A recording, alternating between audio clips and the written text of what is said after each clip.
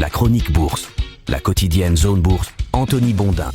Bonjour à toutes et à tous, bienvenue dans ce point de marché Zone Bourse du vendredi 28 août 2026. Aujourd'hui, ça s'appelle plusieurs salles, plusieurs ambiances. Le grand écart de performance entre la chute de 1,7% du CAC 40 français et la hausse de 1,4% du Nasdaq 100 américain hier raconte une histoire relativement simple, mais elle ne dit pas tout des forces en action actuellement sur le marché. On va en reparler juste après. Je vais commencer par revenir sur cette fameuse séance d'hier. La place parisienne a lourdement décroché, largement plus d'ailleurs que les autres marchés européens. C'est la 11e baisse du CAC 40 en 13 séances quand même, et de loin la plus forte de la série. Deux secteurs ont plongé, la banque et les services collectifs, deux spécialités très dépendantes de la solidité des finances publiques hexagonales. La première, c'est-à-dire la banque pour des questions de dynamique économique et de gestion du risque, et la seconde, les services collectifs, à cause de sa sensibilité à la dépense publique et à l'évolution des taux directeurs. Les investisseurs se sont ainsi brutalement rappelé jeudi que la France était dans la mouscaille jusqu'au cou côté finances publiques. Ils ont entendu plusieurs candidats à l'élection présidentielle évoquer l'annulation d'une partie de la dette ou la taxation de l'héritage. Ils ont écouté les rumeurs de renforcement de l'impôt sur les bénéfices exceptionnels des entreprises. Ils ont pris connaissance des positions des uns et des autres sur l'âge de départ à la retraite et ils ont réalisé que le budget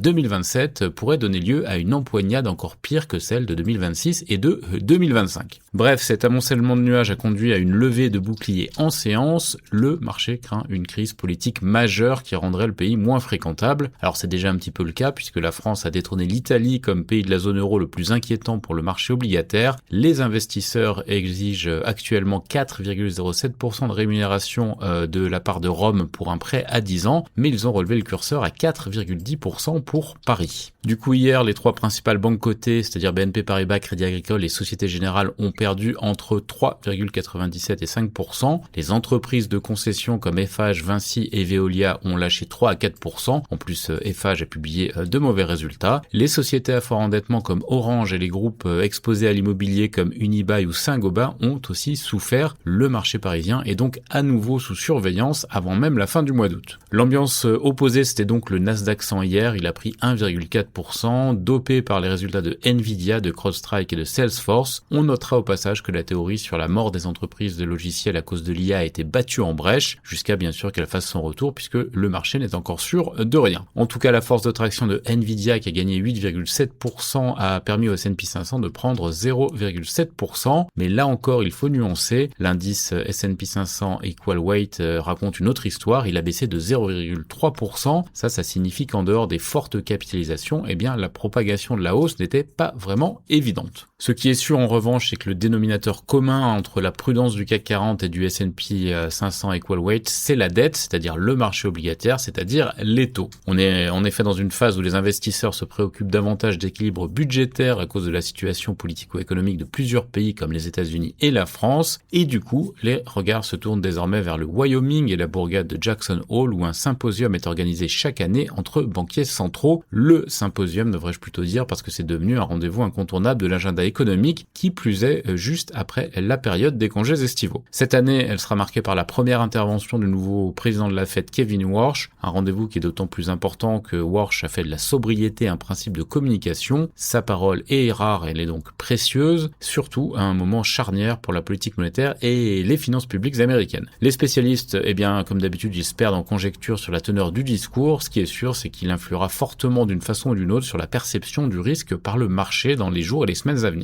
La prise de parole est prévue à 16h heure de Paris et je ne sais pas si le discours sera disponible en amont de l'intervention, ce qui arrive parfois. En attendant, c'est un peu la routine, le pétrole reste au perché et Donald Trump a officiellement renommé le lac Ontario en lac America. Il songe d'ailleurs éventuellement à s'approprier le patronyme d'un océan, que ce soit l'océan Pacifique ou l'océan Atlantique, voire les deux. En Asie-Pacifique, les valeurs technologiques ont du mal à embrayer sur la frénésie d'achat Nvidia. Le Kospi coréen recule de plus de 1% dans le sillage des replis de Samsung et de SK Hynix. Le Nikkei 225 japonais parvient lui à progresser de 0,5%. Seul le marché taïwanais surfe réellement sur la vague du spécialiste américain des GPU avec une 4e séance de gains. L'Australie et l'Inde pour leur part évoluent en progression de l'ordre de 0,5%. Pour résumer tout ça, l'indice régional MSCI AC Asia Pacifique prend 0,3% en fin de parcours. Du côté Côté de l'actu des sociétés maintenant en France, le trafic de Vinci a baissé sur les autoroutes en juillet, mais ses aéroports se comportent un peu mieux. Moody's a confirmé la note crédit BA1 de Valeo et a relevé sa perspective de négative à stable. On a eu aussi des résultats hier soir avec Total Energy EP Gabon, Plastivaloir ou encore Abionyx,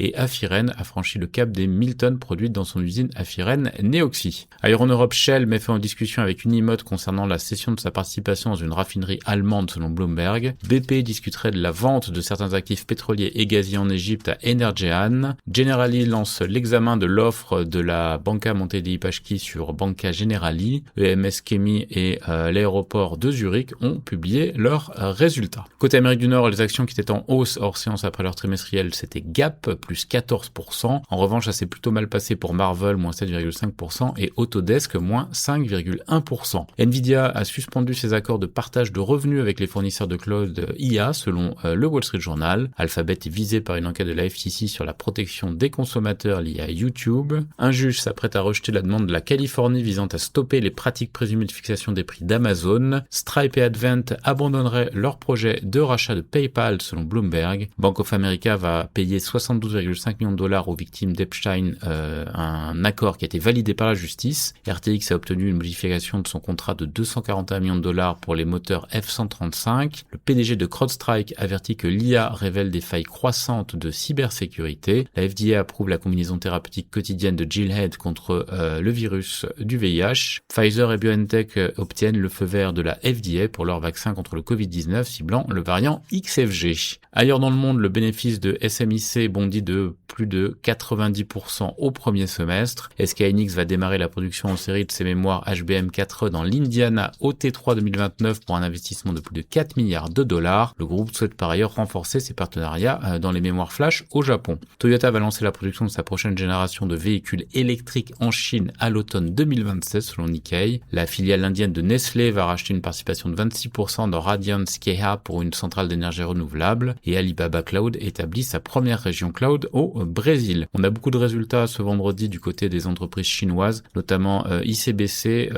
ABC, China Construction Bank, PetroChina, Bank of China, China Stenua Energy ou encore Meituan et CITIC. C'est terminé pour ce point de marché de la semaine. Je vous souhaite une très bonne journée et un excellent week-end.